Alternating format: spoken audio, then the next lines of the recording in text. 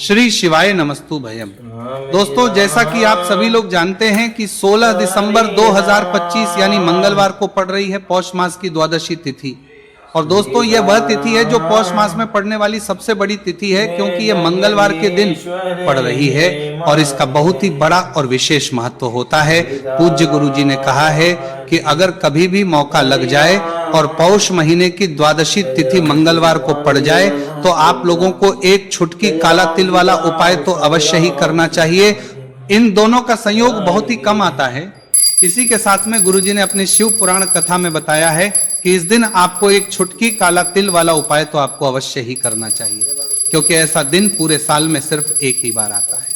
और दोस्तों, आप सभी लोग जानते हो कि मंगलवार द्वादशी तिथि का अगर सबसे बड़ा कोई उपाय है तो वह एक छुटकी काला तिल वाला उपाय है। तो दोस्तों, मंगलवार द्वादशी तिथि के दिन आप लोगों को इस एक छुटकी काला तिल वाला उपाय को जरूर करना है। बहुत सारे लोग होंगे जिन लोगों ने इस उपाय को ना किया हो, मतलब पूरा साल निकल गया, उन्होंने किसी भी दिन इस छुटकी काला तिल वाला उपाय को ना किया हो। पर दोस्तों, आपके पास एक आखिरी मौका बचा हुआ है, जो कि 16 दिसंबर मंगलवार द्वादशी तिथि के दिन है। इस दिन आप लोगों को इस वाले उपाय को जरूर कर लेना है। भले ही आपने पूरे महीने भर इस उपाय को ना किया हो, अगर आपने इस महीने के मंगलवार द्वादशी तिथि के दिन अगर इस वाले उपाय को कर लिया तो आपको इस उपाय को करने का वह फल मिलेगा जिसकी आपने कभी कल्पना भी नहीं करी होगी। इसीलिए आप लोग इस वाले उपाय को एक बार जरूर कर लेना है, ताकि आप लोगों के हाथ से ये मौका ना जा सके और आपको इस उपाय को करने का फल मिल सके।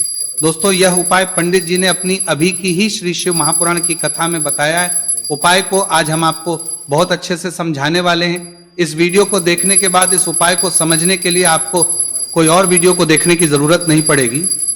तो चलिए दोस्तों, उपाय को शुरू करते हैं। देखिए, ये इस पौष महीने के मंगलवार द्वादशी तिथि के दिन ये इतना खास होता है, इतना महत्वपूर्ण होता है, देखा गया है। कभी कभी बड़े बड़े पूजा पाठ अनुष्ठान से जो मनोकामना पूर्ण नहीं होते, वह पौष महीने की मंगलवार द्वादशी तिथि के दिन एक छोटे से उपाय करने से ही आपकी मनोकामना पूर्ण हो है। और बहुत सारे लोगों ने इस उपाय को किया भी है और उनको इस उपाय को करने का फल भी जरूर मिला है। अगर आप लोग भी इस उपाय को करना चाहते हैं तो आप इस उपाय को पहले अच्छे से समझ लेना, सुन लेना, उसके बाद करना। आपको इस उपाय का फल जरूर मिलेगा। और इस उपाय को कर लेने से आपके घर में चाहे किसी भी प्रकार की दुख और समस्या क्यों ना चल रही हो, आपको उसका कारण भी नहीं पता है कि भाई यह समस्या किस कारण से चल रही। उसका कुछ भी कारण हो सकता है, जैसे पितृ दोष हो सकता है या किसी भी तरह का मंगल दोष भी हो सकता है। तो इस दिन आप लोगों को ये वाला उपाय कर लेना है। ये एक ऐसा उपाय है जिस उपाय को अगर किसी विशेष दिन पर किया जाए तो भाई उस विशेष दिन का जो है वह तो हमें मिलता ही मिलता है, पर हमने उस दिन पर इस उपाय को किया है तो हमें उससे भी बड़ा फल मिलता है, और फल बहुत जल्दी मिलता है, क्योंकि आप इस उपाय को बहुत ही बड़े और विशेष दिन पर रहे हो। तो चलिए अब उपाय के बारे में बात करते हैं, लेकिन उससे पहले आप लोगों को यह जानना आवश्यक है कि आखिर ये उपाय किस समय करना है, किसको करना है और कैसे करना है। तो चलिए हम आगे आपको वीडियो में एक एक करके बता देते हैं। लेकिन उससे पहले अगर आप लोग हमारे चैनल पर पहली बार आए हैं या फिर मेरी आवाज आज पहली बार सुन रहे हैं तो हमारे चैनल को सब्सक्राइब जरूर कर लेना, और इस वीडियो को लाइक करके कमेंट बॉक्स में श्री शिवाय नमस्तु भयम ओम नमः शिवाय जरूर टाइप कर देना। तो दोस्तों, इस एक छुटकी काला तिल वाला उपाय को हमें इस मंगलवार द्वादशी तिथि के दिन कैसे करना है, किसको करना है, किस समय करना है और कहां पर करना है, ये सारे सवालों के जवाब आपको इस वीडियो में मिल जाएंगे। और जो ये वीडियो देखेगा भाई, उसको एक छुटकी काला तिल वाला उपाय जरूर करना चाहिए, क्योंकि इस दिन काला तिल का भी बहुत ही बड़ा और विशेष महत्व होता है। और बात आ जाए एक छुटकी काला तिल वाला उपाय की, तो ये सोने पे सुहागा वाली बात हो जाती है और ये एक बहुत ही बड़ा उपाय हो जाता है इस मंगलवार द्वादशी तिथि का। तो अब दोस्तों, इस एक छुटकी काला तिल वाला उपाय को आखिर करना किसको है, सबसे पहले हम लोग वो बात जान लेते हैं। तो देखो, घर की जो बड़ी माताएं बहनें होती हैं, उन माताओं बहनों में से कोई भी एक बड़ी माता बहन इस वाले उपाय को कर सकती है। और दोस्तों, अगर आप तो अपने घर में से सभी सदस्यों को भी इस उपाय को करवा सकते हैं। अगर किसी व्यक्ति की खुद की कोई मनोकामना है, खुद की कोई दुख और परेशानी है जो कि वो अपने लिए ही करना चाहता है इस वाले उपाय को, तो वो खुद अपने लिए भी कर सकता है बाकी अगर कोई घर में से ऐसा है जो कि अपने पूरे घर परिवार की सुख और शांति के लिए ये वाला उपाय करना चाहता है तो भाई वो भी कर सकता है, उसमें भी कोई दिक्कत वाली बात नहीं है। कहने का मतलब है कि इस उपाय को हर एक सदस्य भी कर सकता है और पूरे घर परिवार के सदस्य के लिए घर की बड़ी माताओं बहनों में से कोई एक माता बहन भी कर सकती है। माताएं बहनें अगर घर में उपस्थित ना हो या वो ये वाला उपाय ना कर पा रही हो तो फिर घर का कोई बड़ा सदस्य भी इस एक छुटकी काला तिल वाला उपाय को कर सकता है, चाहे फिर वो पुरुष ही क्यों ना हो, उसमें कोई भी दिक्कत वाली बात नहीं है। उसके बाद में दोस्तों जो अगला प्रश्न निकल आता है वो ये आता है इस उपाय को लेकर कि आखिर इस उपाय को हमें किस समय करना है, सुबह के समय करना है कि शाम के समय करना है। तो देखो इस वाले उपाय को आप लोग सुबह के समय भी कर सकते हो और शाम के समय प्रदोष काल में भी कर सकते हो। अब अगर आप पूछो कि भाई सब सबसे उत्तम समय कौन सा रहेगा इस एक छुटकी काला तिल वाला उपाय को करने का, तो हम आपसे बस यही कहेंगे कि इस उपाय को आप सुबह के समय करेंगे तो ज्यादा बेहतर होगा। बाकी अगर प्रदोष काल शाम के समय भी करेंगे तो भी अच्छा होगा, उसमें कोई भी दिक्कत वाली बात नहीं है। तो अब दोस्तों जो अगली सबसे बड़ी और महत्वपूर्ण बात आती है वो ये आती है कि सुबह अगर हम उपाय को करेंगे तो हमें कितने बजे से लेकर कितने बजे तक के बीच में करना है, और शाम के समय प्रदोष काल में करेंगे तो हमें कितने बजे से लेकर कितने बजे के बीच में करना है। तो देखो सुबह जितनी जल्दी हो सके आप उपाय को करने की कोशिश करना कि अगर किसी कारणवश लेट भी हो जाओ, थोड़ी देर भी हो जाए तो 10 या 11 बजे तक भी आप उपाय कर लेना, पर 12 बजे से ज्यादा देरी ना हो, ठीक है, इस बात का ध्यान रखना।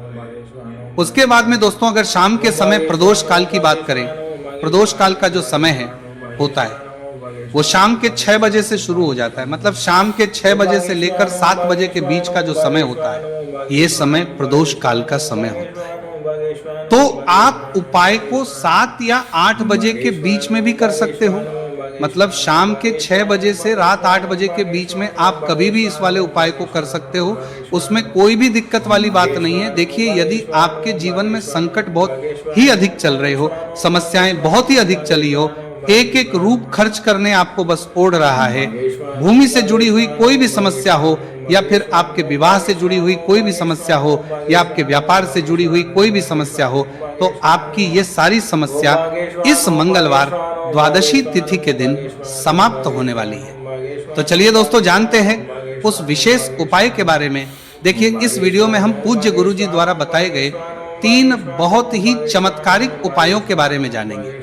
देखिए ये जो उपाय है आपके जीवन से दुर्भाग्य का तो अंत करेंगे ही, साथ ही साथ यदि आपके जीवन में धन की समस्या चल रही है तो वह सभी भी आपकी समाप्त हो जाएंगे। देखिए गुरुजी ने बताया है कि जब भी मंगलवार द्वादशी तिथि का दिन पड़े तो हमें कर्ज मुक्ति के लिए कुछ उपाय करने चाहिए, इसी के साथ हमें धन प्राप्ति, भूमि से जुड़े कार्यों और विवाह के लिए भी उपाय करने चाहिए। तो चलिए दोस्तों जानते हैं गुरुजी द्वारा बताए गए सबसे पहले उपाय के बारे में। देखिए यह उपाय विशेषकर उन लोगों को करना है जिनकी भूमि से जुड़ी कोई भी समस्या चल रही हो, यानी कि उनकी भी जमीन से जुड़ी हुई समस्या चल रही है, यानी कि जो लोग मकान खरीदना चाहते हैं या फिर उनका खेत से जुड़ा कोई भी केस चल रहा है, या फिर जिनके भी विवाह में विलंब हो रहा है, या फिर जिन भी लोगों के जीवन में कर्ज बहुत ही अधिक बढ़ने लगा है, कर्ज जो है वो चुका नहीं पा रहे हैं, तो गुरुजी ने कहा है कि ऐसे लोगों को ये उपाय करना चाहिए। देखिए इस उपाय के लिए आपको थोड़े से काले तिल ले लेने, देख आपको मात्र एक चुटकी काले तिल ले लेने हैं, इसी के साथ में आपको थोड़ा सा शहद ले लेना है, फिर सबसे अंत में आपको एक लोटा शुद्ध जल ले लेना है, तांबे के पात्र के अंदर आपको अपने घर से शुद्ध जल ले लेना है और इन सभी सामग्रियों को आपको लेकर के पहुंच जाना है भगवान शिव के मंदिर में। देखिए पूज्य गुरुजी ने बताया है कि इस उपाय को आप सुबह से लेकर के शाम तक किसी भी समय में कर सकते हैं। देखिए मंदिर पहुंचने के आप जो काले तिल लेकर के गए थे उनमें आपको थोड़ा सा शहद लगा लेना है। देखिए आप जो शहद लेकर के आए हैं उस शहद में आपको ये काले तिल अच्छे से डुबो देना है और शहद से युक्त ये जो काले तिल हैं इन्हें आपको शिवलिंग पर अर्पित कर देने हैं, या फिर आपको शिवलिंग के चारों तरफ अच्छे से काले तिल का लेपन कर देना है। पूज्य गुरुजी ने बताया है कि लेपन करते समय यदि आपके जीवन में कर्ज से जुड़ी समस्याएं चल रही हैं, लेपन करते समय आपको आर्यन मुक्तेश्वर महादेव का स्मरण करना है, या फिर आपके जीवन में विवाह से संबंधित या फिर जमीन से संबंधित कोई भी समस्या चल रही है तो फिर आपको मंगलेश्वर महादेव का स्मरण करना है। इसके बाद जो आप जल लेकर के आए हैं उसे आपको धीरे धीरे शिवलिंग पर अर्पित कर देना है तथा आपको लगातार शिव महापुराण के मूल मंत्र श्री शिवाय नमस्तु भयम इस मंत्र का जाप करते रहना है। पूज्य गुरुजी ने बताया है कि सिर्फ एक मंगलवार द्वादशी तिथि यह उपाय करके देखना और आप स्वयं देखेंगे कि 2 से 3 महीने के अंदर आपके जीवन से जुड़ी हुई जो भी समस्याएं हैं बस सभी समस्या बहुत ही जल्द महादेव की कृपा से दूर होने लगेगी। तो दोस्तों इस प्रकार से आपको यह पहला उपाय ना है। अब हम जानते हैं दूसरे विशेष उपाय के बारे में। देखिए इस उपाय के लिए आपको एक प्यारी सी बेलपत्र ले लेनी है, इसी के साथ में एक लोटा शुद्ध जल लेना है तांबे के पात्र के अंदर और इसी के साथ में आपको थोड़ा सा शहद ले लेना है।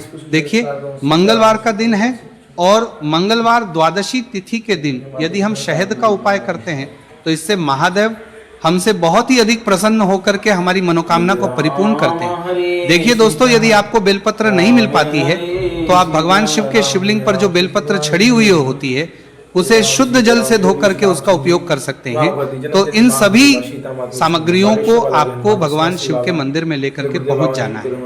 गुरुजी ने कहा है कि इस उपाय को भी आप सुबह से लेकर के शाम तक किसी भी समय में कर सकते हैं। देखिए मंदिर पहुंचने के बाद आपके पास जो एक बेलपत्र है और बेलपत्र की जो सबसे बड़ी वाली पत्ती होती है और उसकी जो चिकनी साइड होती है उस पर आपको अच्छे से शहद का लेपन कर देना है। यानी कि बेलपत्र की बड़ी वाली पत्ती पर पूरी ही पत्ती पर अच्छे से शहद लगा देना है।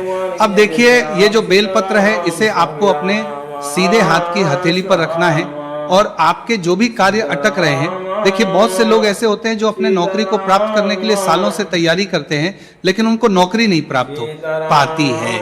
बहुत से ऐसे लोग होते हैं जो बहुत ही मेहनत करते हैं, धन भक्ति के लिए बहुत अधिक प्रयास करते हैं लेकिन फिर भी उनको धन प्राप्त नहीं हो पाता है। तो गुरुजी ने बताया है कि जब भी आपको अपने कार्यों में सफलता ना मिले तो फिर आपको मंगलवार के दिन इस उपाय को अवश्य करना चाहिए। देखिए अब आपको जिस भी कार्य में सफलता प्राप्ति करनी है उस कार्य को सफल बनाने के लिए आपको महादेव से प्रार्थना कर लेनी है और फिर यह जो एक बेलपत्र है इसे आपको भगवान शिव के शिवलिंग पर अर्पित कर देनी है। देखिए बेलपत्र की चिकनी साइड जिस पर आपने शहद लगाए हैं वो शिवलिंग से स्पर्श रहेगी और इसकी जो डंडी है वो आपको जलाधारी की ओर रखनी है।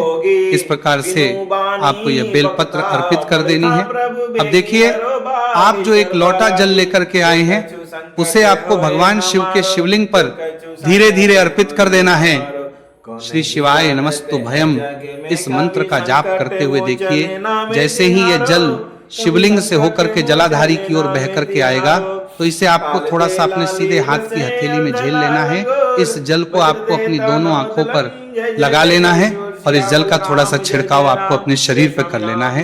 पूज्य गुरुजी ने बताया है कि जब भी हम मंगलवार के दिन शहद वाली बेलपत्र शिवलिंग पर अर्पित करते हैं तो इससे हमें महादेव हर कार्य में सफलता प्राप्त करवाते हैं। यदि हमें अपनी मेहनत करने के बावजूद भी पर्याप्त मात्रा में सफलता नहीं मिल पा रही है तो गुरुजी ने कहा है कि आपको मंगलवार द्वादशी तिथि के दिन यह चमत्कारिक उपाय अवश्य ही कर लेना है।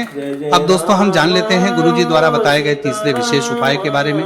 देखिए इस उपाय के लिए भी आपको मात्र एक लोटा शुद्ध जल ले लेना है तांबे के पात्र के अंदर। फिर इसी के साथ में आपको एक प्यारी सी बेलपत्र ले लेनी है। बेलपत्र आपको ध्यान रखना है कि कैसे भी कटी हुई खंडित नहीं होनी चाहिए। अब देखिए मात्र 2 सामग्री लेकर के आपको भगवान शिव के मंदिर में पहुंच जाना है।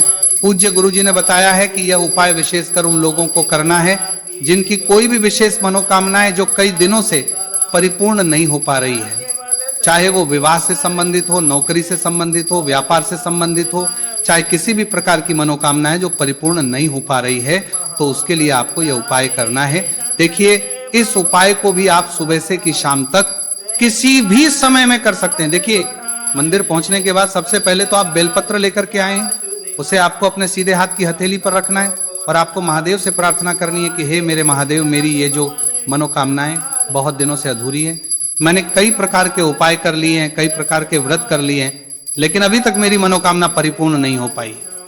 तो उस मनोकामना को परिपूर्ण करने के लिए प्रार्थना करनी है और ये एक बेलपत्र आपको शिवलिंग पर अर्पित कर देनी है।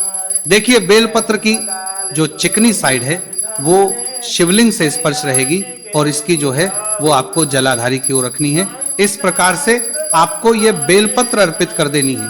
इसी प्रकार से आपको ये बेलपत्र अर्पित करनी है। अब देखिए, आप जो एक लोटा शुद्ध जल लेकर के आए हैं, इसे आपको धीरे धीरे शिवलिंग पर अर्पित कर देना है।